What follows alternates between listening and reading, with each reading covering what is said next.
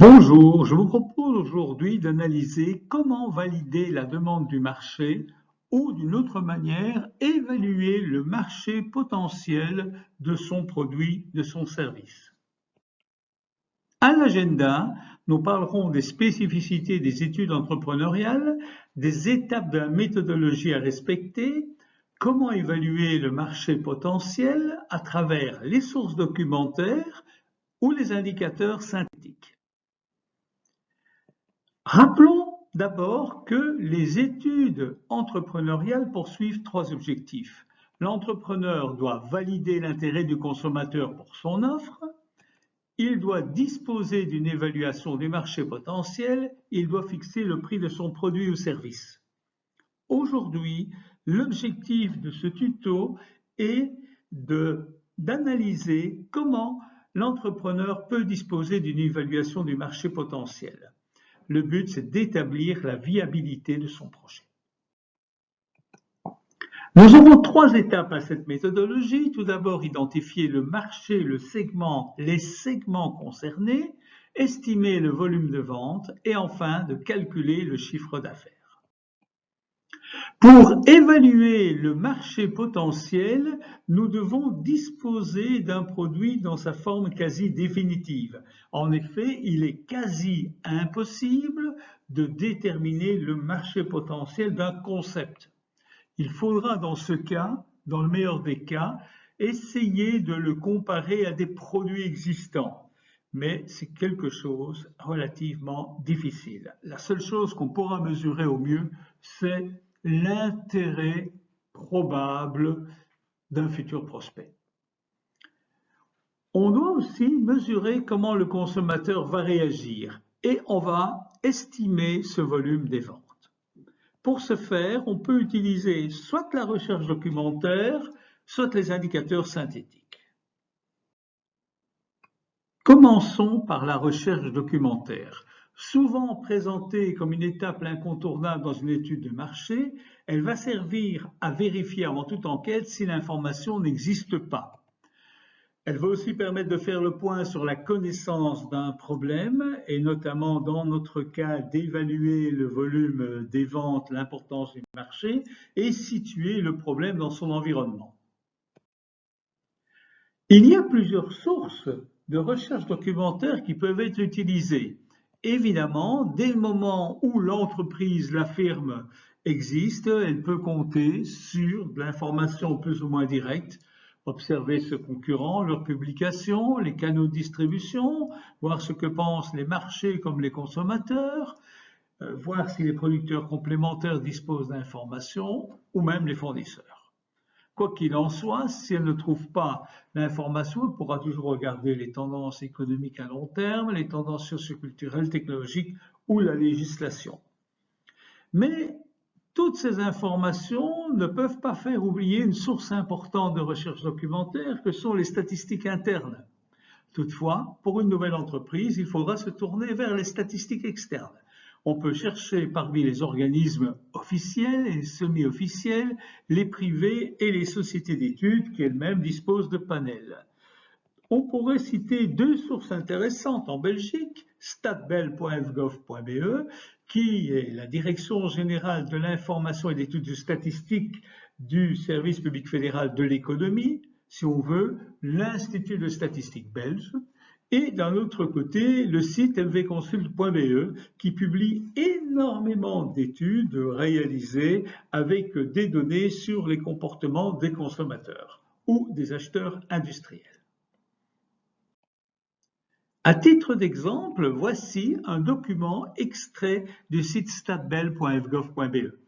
Qu'est-ce que l'on va trouver? L'évolution depuis les années 80 jusqu'aux évolutions actuelles de la consommation des ménages. En fait, la répartition des dépenses des ménages selon différents agrégats. On verra ainsi en jaune l'alimentation.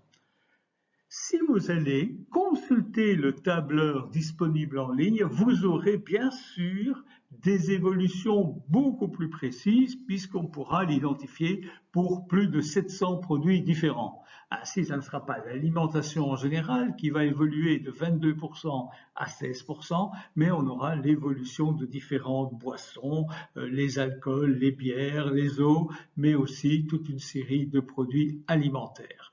Cette évolution est intéressante, n'hésitez pas à consulter cette enquête. Évidemment, toute enquête a des limites et notamment 5 questions sont nécessaires pour valider les résultats.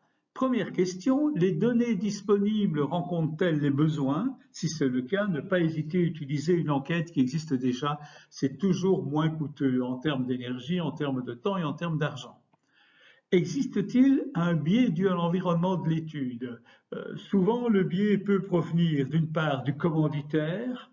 Si c'est le spécialiste du sommeil qui publie une étude sur la nécessité de changer de matelas, il y a de fortes chances pour qu'il ne publie pas tous les résultats ou des résultats qui lui seraient défavorables.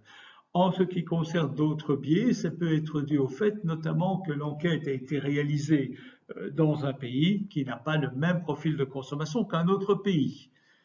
Le plan de recherche était-il techniquement adéquat? Il convient de s'intéresser aux aspects méthodologiques décrits dans l'étude. Si la méthodologie n'est pas décrite, méfiance en tout cas.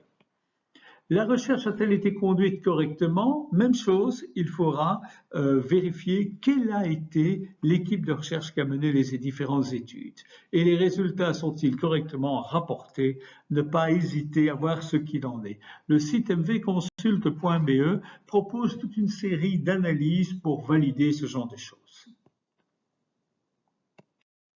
Si la recherche documentaire ne satisfait pas, il convient à ce moment d'utiliser les indicateurs synthétiques.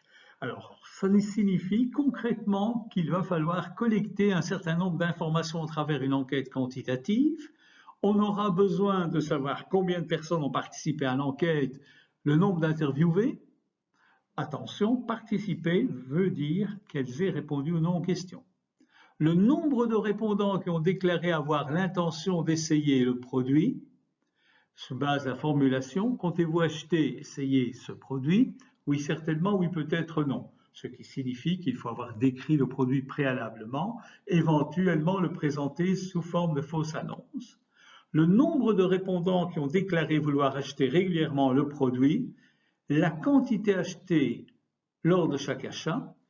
Cette quantité sera transformée en quantité annuelle. Par exemple, quelqu'un qui dit qu'il achète une fois par an, la quantité sera de 1. Celui qui achète tous les mois, la quantité sera de 12, puisqu'il y a 12 mois par an. La fréquence d'achat, on devra déterminer le nombre d'achats annuels. Si on regarde ces indicateurs, regardons comment cela peut se passer. Imaginons une enquête où vous interrogez 96 personnes. Dans ces 96 personnes, on va devoir collecter l'univers. L'univers, c'est le nombre total de personnes qui constituent le marché potentiel de la cible. Imaginons ici dans notre exemple 100 000 personnes. La fréquence d'achat, c'est le nombre de fois que ce type de produit est acheté annuellement. Dans ce cas-ci, les personnes nous ont déclaré acheter le produit 2 fois par an. Et la quantité achetée à chaque fois, un volume comparable. Ici, elles ont estimé qu'elles achetaient le produit en un exemplaire à chaque fois. Attention, si vous testez des boissons et que les contenants peuvent être différents, il faut aussi mesurer les types de contenants. On va, sur base de ces informations, savoir qu'il y a des personnes qui ont déclaré, qui ont l'intention d'essayer le produit. Il y en a 48 sur 96. Et les répondants qui ont l'intention d'acheter régulièrement le produit, 24 sur le nombre d'interviewés, 96. On va donc pouvoir mesurer ce qu'on appelle le taux d'essai. Le taux d'essai, c'est le nombre de répondants qui ont l'intention d'essayer, soit 48, divisé par le nombre d'interviewés, donc sur l'échantillon, 96, 48 divisé par 96, 0,5. Le taux d'achat répété sera le nombre de répondants qui achètent régulièrement, 24, divisé par le nombre d'interviewés sur l'échantillon, 96, soit 0,25. On va pouvoir calculer l'adoption, c'est l'univers de population, 100 000, fois le taux d'essai, 0,5 ou 0,50, fois le taux d'achat répété, 25, donc au total 100 000 fois 0,5 fois 0,25, 12 500 unités. À ce moment-là, on va pouvoir déterminer le volume des ventes, l'adoption fois la fréquence d'achat fois les quantités achetées à chaque fois, 12 500 fois 2 fois 1 égale 25 000 unités. Dès le moment où on veut avoir le chiffre d'affaires, il suffira de multiplier ces unités par le prix de vente et on aura ainsi le chiffre d'affaires. On peut aussi mesurer un autre type d'indicateur, ce qu'on appelle les indicateurs spécifiques de la part de la marque. Que va-t-il se passer dans ce cas-là? On n'a non plus le poids du produit s'il est seul dans son environnement, mais par rapport à des concurrents. Les données connectées, on aura besoin du nombre de personnes qui constituent le marché potentiel. Gardons le même exemple avec 100 000 personnes. La fréquence d'achat, le nombre de fois que ce type de produit est acheté, 2 fois par an, quantité achetée 1 fois par an, même exemple que précédemment. Et ensuite, 48 répondants qui ont l'intention d'acheter le produit et interviewés 96.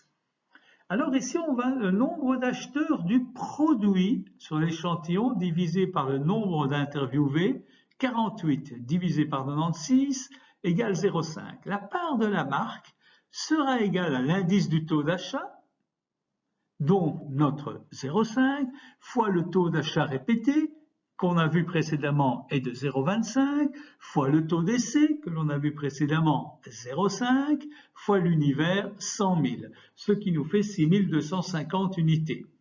Le volume des ventes de la marque sera égal à la part de la marque fois la fréquence d'achat fois les quantités achetées, soit 6 250 fois 2 fois 1 égale 12 500 unités. Par rapport à l'indicateur synthétique précédent, l'on voit que cet indicateur est plus fiable parce qu'il mesure la part de la marque par rapport aux concurrents. Le premier indicateur n'est utile que quand le produit est unique sur son marché.